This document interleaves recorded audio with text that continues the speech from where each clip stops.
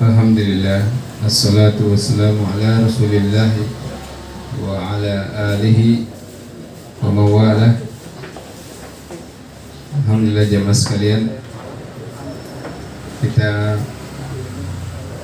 kembali melanjutkan kajian kita. Tadi sudah kita sebutkan beberapa makna terkait dengan ma'rifatul abdi rabbahu. Seorang hamba hendaknya harus memahami, mengetahui tentang Rabbnya, ya. Yang dimaksud di sini adalah hak Allah Subhanahu wa taala. Iya. Dia tidak boleh tidak tahu, dia harus tahu. Itu perkara yang diwajibkan. Bahkan Allah perintahkan kepada para nabi dan rasul seluruhnya. Nah, A'udzubillahi minasyaitonir rajim. Laqad ba'atsna fi kulli ummatin rasulan an ibudullaha wajtanibut taghut. Itu ayat yang menunjukkan semua nabi dan rasul Allah perintahkan kepada umatnya, kaumnya, untuk beribadah kepada Allah dan menjauhi segala bentuk at-taghut wa syirku, segala bentuk kesyirikan. Kemudian disebutkan juga di pembahasan berikutnya. Nah, dan di antara hal-hal yang hendaknya seorang muslim mengenal tentang Allah Subhanahu wa taala. Nah, wa kullu ma siwa Allahi alam wa nawahidun min dzalikal alam. Fa idza qila lak bima arafta rabbak faqul bi ayatihi wa makhluqatihi wa min ayatihi al-lail wan nahar wasy-syamsu wal qamar wa min makhluqatihi as-samawati as-sab' wal arduna sab'u ma fihinna wa ma bainahuma.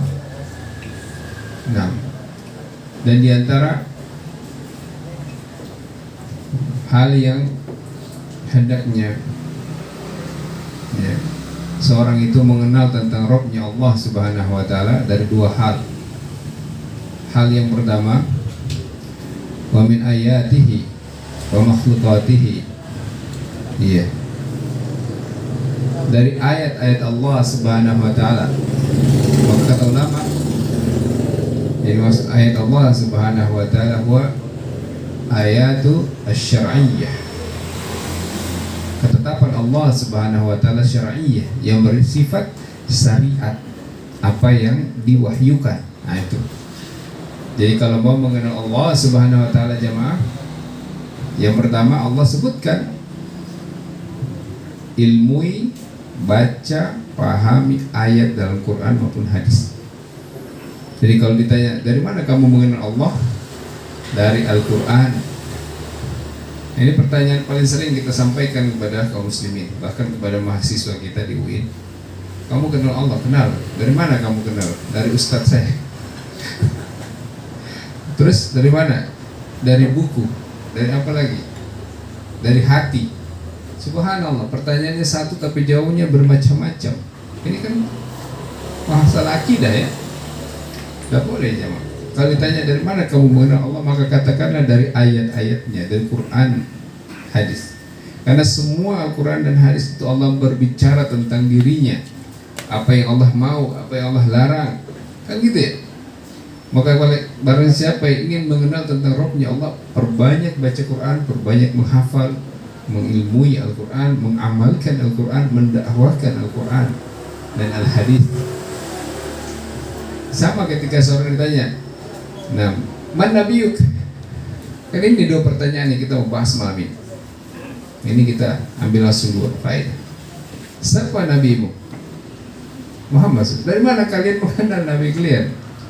Dari orang tua? Mana bisa orang tua?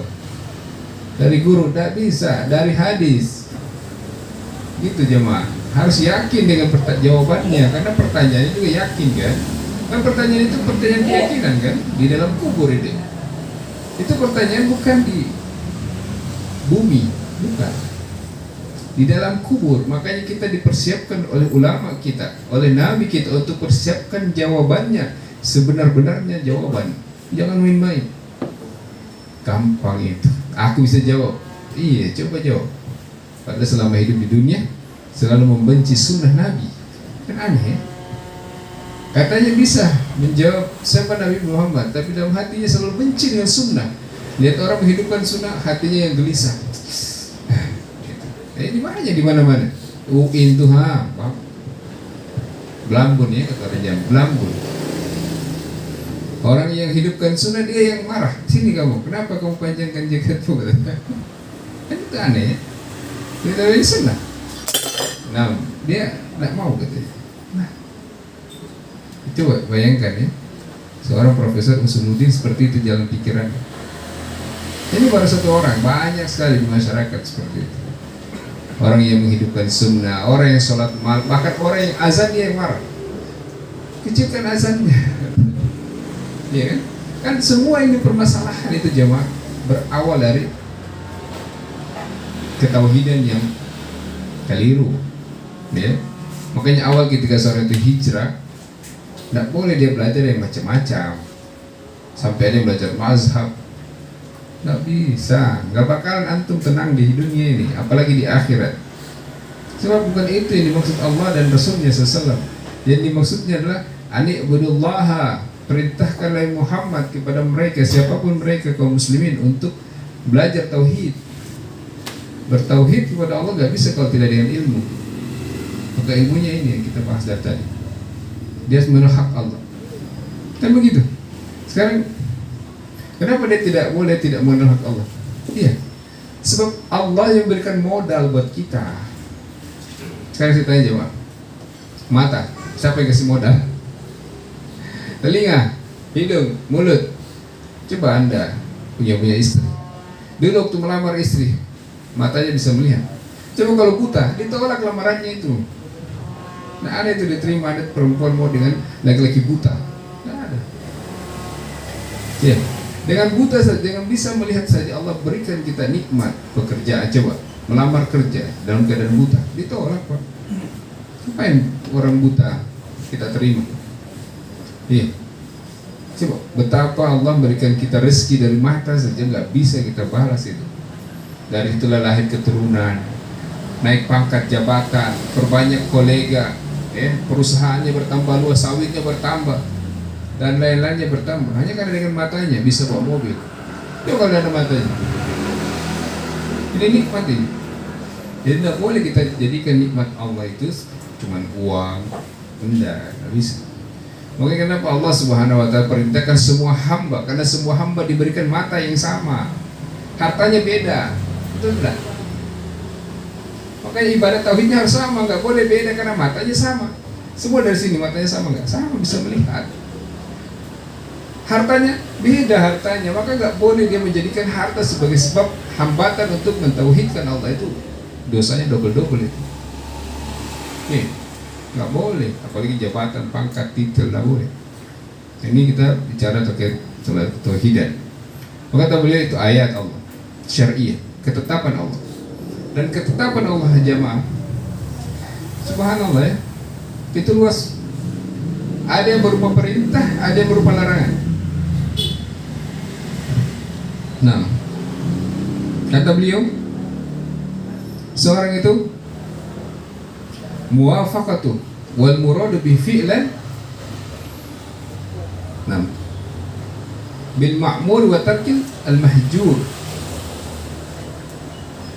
Tatkala dia ingin melakukan hak Allah, maka dia ingat dua perkara.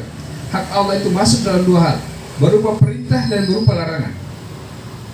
Tidak boleh kita memahami hak Allah itu cuma sholat, ibadah, pokoknya perintah, semua yang baik-baik itu baik, kerjakan. Adapun yang larangan, abaikan. Tidak boleh. Hak Allah itu dua, perintah mengerjakan dan perintah meninggalkan. Maka kalau Allah atau Rasulullah melarang perkara yang tidak ada tuntunannya dalam akidah, agama atau ibadah, nggak boleh dikerjakan, yang nggak boleh. Itu masuk dalam ketaatan hak Allah dalam hal meninggalkan perintah atau meninggalkan larangan. Supaya apa? Kita itu beruntung, gitu nah. Nggak boleh kita tuh memakai pemahaman bahwa pokoknya yang penting aku ibadah saja. Karena setiap ibadah pasti dicatat pahala apapun, walaupun dilarang oleh Nabi, ya walaupun tidak bisa, boleh begitu, malah terhapus pahalanya. Perintah itu ada dua, ada perintah melakukan, perintah meninggalkan. Ya. Nah, perintah meninggalkan juga itu pahalanya bahkan luar biasa besarnya. Bahkan kata ulama berselisih pendapat tentang mana yang paling besar, perintah melakukan perintah atau pahala melakukan perintah atau pahala perintah meninggalkan larangan. Coba kita tidak ini ya, contoh hari ini. Alhamdulillah hari ini kita tidak menjauhi dosa-dosa besar, membunuh manusia, membunuh hewan tidak berdaya, atau melakukan maaf ya hal-hal yang lainnya yang lebih tercela lagi, dukun, paranormal, atau melakukan lebih lagi ya. Coba itu larangan tidak? Larangan. Waktu kita tinggalkan itu apa niatnya? Maka mulai hari ini niatkan untuk Allah. Kalau tidak, Anda tidak mendapatkan pahala. Maka tauhid itu indah kalau dia punya ilmu tentang itu. Tenang dia, walaupun sedikit ibadahnya yang dilakukan karena perintah, karena banyak ibadah larangan yang dia tinggalkan. Cuma antum bayangkan ya, tidak pakai narkoba, tidak pakai perempuan, tidak pakai ya apalagi macam-macam, iya, membunuh orang, menipu, korupsi. Coba semua perintah-perintah atau larangan-larangan kita tinggalkan hari ini saja. Coba bayangkan dengan perintah yang kita kerjakan, sholat, apalagi. Siapa yang puasa sunnah hari Kamis? Sedikit yang puasa. Sholat 5 waktu, cuma 5 waktu. Coba perintah apa lagi? Berbuat baik pada istri, pada anak, pada orang tua. Baru berapa? 4, 5. Coba mana lagi perintah yang kita kerjakan? Sedikit jamaah. Makanya harus dipahami ini. Tidak boleh dia nggak paham. Ya, kalau dia paham betul tentang kedudukan perintah Allah itu ada dua, ada perintah melakukan, perintah meninggalkan, maka semua hidupnya akan bahagia. Kenapa? Karena alhamdulillah aku dapat pahala hari ini. Oh, kamu kok tidak nampak ibadah enggak? Ya iya, aku tidak keluar rumah, mataku aku jaga karena Allah. Iya, subhanallah. Betapa besar pahalanya itu. Ya. Jadi jangan meremehkan bahwa kok dia di rumah aja. Dari mana pahalanya kita keluar di mana? Keliling-keliling ibadah ke sana sini. Padahal niatnya ya kadang-kadang orang memuji dan lain sebagainya. Padahal lebih baik di rumah. Ini memang seperti itu ketauhidan. Dia tidak memandang siapapun kita. Ya. Orang soleh tidak memandang. Bahkan Nabi SAW menyebutkan dalam hadis yang masyhur tentang yang paling perkara yang paling ditakutkan oleh Nabi, yaitu syirik kecil kan. Baik. Kemudian kata beliau, wa makhluqatihi wal laili wan nahar wa syamsi wal qamar. Dan di antara makhluk Allah yang perlu kita jadikan sebagai bukti bahwa kita ingin mengenal Allah, lihat saja malam, siang, matahari, bulan, ya, tumbuh-tumbuhan. Coba kalau bayangkan malam saja nggak ada siangnya, atau siang tidak ada malamnya, ya, tidak ada seimbang atau tidak ada kehidupan yang seimbang kalau sudah seperti itu. Ini betul-betul ada yang menciptakan itu. Ya, ada yang kaya, ada yang miskin. Nah, kemudian juga seperti matahari manfaatnya yang luar biasa kepada manusia, bulan juga seperti itu. Nah, langit, nah, bumi, kata beliau bumi. Bayangkan kalau bumi semuanya isinya air, tidak ada tanah, air semua. Dia betapa susahnya kita hidup itu. Iya. Atau daratan semua tidak ada air. Iya. Betapa susahnya kita hidup. Cari airnya di mana? Semuanya itu Allah berikan kepada kita dalam rangka untuk mengenal tentang Rabb yang menciptakan itu semua. Maka salah satu yang disebutkan oleh beliau di sini adalah, nah, walladzi khalaqakum. Dialah Allah yang menciptakan kalian dan seluruhnya, langit, bumi beserta isinya. Maka ini sebagai dalil bagi kita jemaah, kalau ada orang musyrik, ya, orang muslim, atau orang Hindu, atau orang muslim, tanya sama mereka, siapa Tuhanmu? Dewa ini, Siwa dan lain sebagainya. Tanya sama mereka, siapa yang menciptakan bumi? Dia tidak berani menjawab Siwa yang menciptakan. Ya. Dia tidak berani menjawab Wisnu yang menciptakan bumi, tidak bisa, tidak ada itu. Ini ciri yang Allah Subhanahu wa Ta'ala sebutkan, ciri Rabb Allah atau pencipta Al-Khaliq, dia bisa menciptakan langit, menciptakan bumi, bahkan di antara keduanya bulan, matahari. Coba tanya kepada orang musyrik, patung-patung mereka, Buddha, Hindu, yang menciptakan matahari siapa? Dia nggak bisa jawab, Brahma, nggak bisa. Dia nggak tahu apa jawabannya. Ini adalah dewa matahari. Iya. Sekarang siapa yang menciptakan dewa matahari? Begitu. Nah, ini semua disebutkan dalam Al-Quran bahwa Allah satu-satunya Al-Khaliq, pencipta, semuanya diciptakan oleh Allah Subhanahu wa Ta'ala. Maka kalau sudah seperti itu, bahkan dalam diri kita seluruhnya Allah yang ciptakan. Bahkan kata beliau, maksud dari penciptaan Allah bagi diri seorang hamba, di dalamnya juga kekuasaan, pengaruh, pangkat, jabatan. Coba kita sekarang punya profesi macam-macam. Kalau dengan ayat ini kata ulama tafsir, itu semua Allah yang ciptakan. Mau dia pegawai negeri, dosen, TNI, Polri, itu Allah yang ciptakan seluruhnya itu. Itu makna secara umum. Tidak boleh dia memalingkan ibadah atau kesyirikan kepada selain Allah. Iya. Makanya Allah sangat murka kan, tidak mau mengampuni orang yang berbuat kesyirikan. Karena sebab seperti itu. Yang menciptakan sebelum dia lahir, ibunya, bapaknya. Kemudian dia diciptakan oleh Allah, dibesarkan oleh Allah Subhanahu wa Ta'ala dengan rezeki yang Allah tetapkan melalui ibunya, bapaknya. Begitu sudah besar, Allah berikan dia rezeki, kaki bisa berjalan, mata bisa melihat, udara, semua Allah berikan gratis, beri, dikasih modal nih. Begini aja, kita punya istri, ya, kita nikahi dulu, nggak punya apa, sementara kita misalnya orang yang luar biasa, punya kelebihan harta, kita belikan pakaian terbaik, jutaan. Satu pakaian itu harganya jutaan. Boleh dari ujung kaki sampai ujung. Mobil, rumah kita beli miliar, semuanya buat dia. Coba bayangkan, tiba-tiba ada seorang laki-laki lain yang dia selingkuh dengan laki-laki lain. Apa Anda tidak marah? Tidak murka itu? Allah lebih murka lagi dari itu. Ya. Kenapa? Dari kita sebelum lahir, nenek moyang kita pun Allah yang ciptakan. Ada pun istri kita hanya berikan dia, setelah dia lah kita nikahi kan? Itu saja kita bisa bunuh dia, betul tidak? Iya, makanya terjadi KDRT dan lain sebagainya, sampai racun, membunuh, itu kan kecemburuan.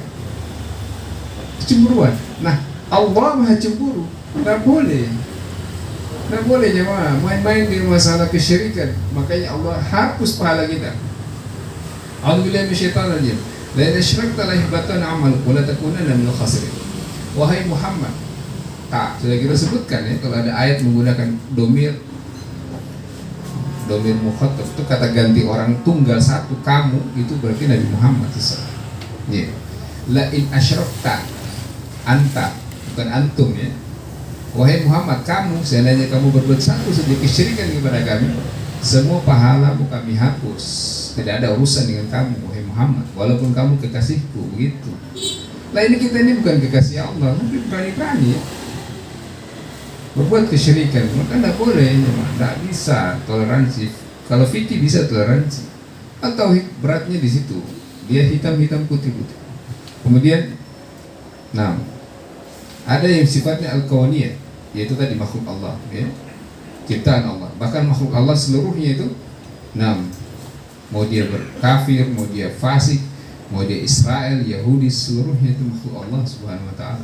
Dia akan tunduk kepada Allah Subhanahu wa Ta'ala. Disebutkan dalam Al-Quran, semuanya akan datang kepada Allah suatu hari nanti sebagai hamba, sebagai makhluk, termasuk orang-orang yang kita agungkan di bumi, ya, yang kita agungkan kuburannya, keramatnya, semua akan datang sebagai makhluk. Lalu Allah akan panggil, mana yang berbuat syirik pada kami, panggil sesembahan kalian. Coba. Maka disebutkan di dalam surah Al-Fatihah, Maliki yaumiddin. Malik itu mufrad, satu, raja, pemilik, penguasa. Al-yaumiddin, hari pembalasan. Maka kalau Anda baca itu ayat, itu tidak boleh, ngeri sekali kalau menyebut. Soalnya nanti di hari akhirat tidak ada lagi malik-malik yang lain yang kita banggakan di dunia. Nanti di akhir cuma ada satu malik. Tidak ada organisasi-organisasi, itu semua khurafat aja itu. Iya, sebab di akhirat tidak ada berlaku lagi organisasi kita itu. Karena ayat Al-Fatihah yang membantah itu Malik Yaumiddin, hanya ada satu Malik saat itu. Sehebat apapun kita, sebesar apapun jumlah organisasi kita, tidak ada yang jadi Malik nanti. Semua hamba, ya. Mau dia ulama, bahkan Nabi pun tidak ada, tidak bisa. Iya, apalagi selain tidak bisa salah. Nah, maka Allah Subhanahu wa taala, saya lompat-lompat saja. A'udzubillahi minasyaitonir rajim. Allah sebutkan dalam Al-Qur'an, "Wa min ayatihi al-lailu wan-nahar wasyamsu wal-qamar la tasjudu lisyamsi wala lil-qamar." Naam. Wasjudu lillahi alladzi khalaqahunna in kuntum iyyahu ta'budun. Nah, coba saya tanya. Makhluk yang namanya matahari dan bulan dibandingkan dengan orang yang kita agungkan di bumi ini. Maaf ya, tidak apa-apa, kita belajar tauhid itu memang begitu, Pak. Tidak boleh kita langsung menutup diri, nggak bisa. Harus berani. Ya, kalau memang itu ada yang keliru, tidak apa-apa. Orang yang kita agungkan yang sudah meninggal, yang kita alulukan, ini masya Allah luar biasa amalannya, luar biasa ini. Saya tanya, antara orang itu, nanti kalau saya sebutkan lebih dari ini, karena ada rekaman ya, takut viral pula.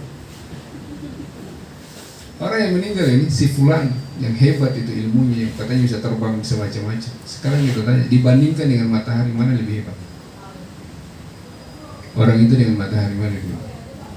Orang itu sehebat-hebat dia, ya dia paling bisa bermanfaat satu RT, satu kelurahan paling besar, atau mungkin satu kecamatan. Udahlah, satu kabupaten lah. Paling manfaat itu pun manfaatnya tidak jelas. Ya, sekarang saya tanya matahari, jelas tidak manfaatnya? Jelas. Siapa yang tidak mendapatkan manfaat dari matahari? Antara matahari dan makhluk yang sudah meninggal, sama-sama makhluk tidak? Sama-sama makhluk. Sama-sama yang katanya punya manfaat, kehebatan. Sekarang lebih hebat mana? Matahari atau orang ini? Maka Allah sebutkan dalam Al-Quran, "Wala tasjudu lisyams." Jangan kamu sembah matahari yang luar biasa manfaatnya, itu nggak boleh disembah itu. Apalagi cuma manusia biasa. Ini jangan sampai Anda berpikir, oh ini hebat tim kiai saya. Nggak bisa, jamaah, nggak boleh. Dalam masalah tauhid nggak boleh, haram hukumnya. Nggak boleh. Oh ini nggak bisa, Pak. Anda masuk di dalamnya, hati-hati, itu bisa hapus pahala Anda. Kan berbahaya itu. Jadi pahala bukan hanya dikumpulkan, Pak. Yang paling mahal, paling susah kata ulama itu menjaga. Jadi kita bukan sibuk mengumpulkan pahala puasa dari haji, umroh bertahun. Subhanallah, antum berbuat kesyirikan, kita nggak ada yang tahu 5 tahun lalu, setahun lalu, 2 tahun lalu, kita nggak tahu. Hanya tauhid yang bisa melindungi pahala kita, Pak. Nggak bisa yang lain. Bisa dihapus oleh Allah. Ya. Lalu kemudian dijelaskan oleh beliau, "Wala tasjudu lisyamsi wala lilqamar." Bulan juga begitu, manfaatnya luar biasa, Pak. Ya.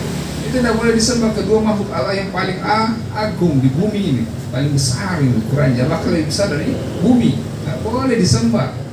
Bahkan manfaatnya matahari dari zaman Nabi Adam, Pak. Coba, yang kita sembah tadi di kubur itu, orang hebat yang itu zaman tahun berapa? Paling-paling Majapahit. Ini dari Nabi Adam, Nabi Nuh, semuanya mendapat manfaat matahari. Sampai hari kiamat, semua mendapat manfaat matahari. Mau hewan, mau tumbuh-tumbuhan, semuanya diberikan manfaat oleh matahari. Iya, tapi seagung-agungnya matahari, Allah melarang untuk disembah dari sisi manfaat. Jadi kan itu alasan mereka, kayak ini orang soleh, masya Allah, kesolehannya luar biasa ini. Iya, luar biasanya apa? Apa luar biasa? Itu kan kita yang buat cerita. Kita yang buat cerita. Tapi kalau matahari nggak ada, Pak. Semua itu fakta, realita. Coba kalau tidak ada matahari, pakaian nggak bisa dijemur, susah kering, dan lain sebagainya. Nah ini kita sebutkan karena memang ini ya sangat penting, Pak, jamaah sekalian. Oke, kita cukupkan dulu, sudah jam 8 lewat. Semoga Allah Subhanahu wa taala memberikan kepada kita kemudahan, hidayah, petunjuk, al-istiqamah ala tariqul haq hatta yaumil qiyamah. Semoga Allah Subhanahu wa taala memberikan kita hidayah, petunjuk sampai di atas kebenaran, sampai ajal datang menjemput kita. Subhanakallah wa bihamdik, asyhadu an la ilaha illa anta, astaghfiruka wa atubu ilaik.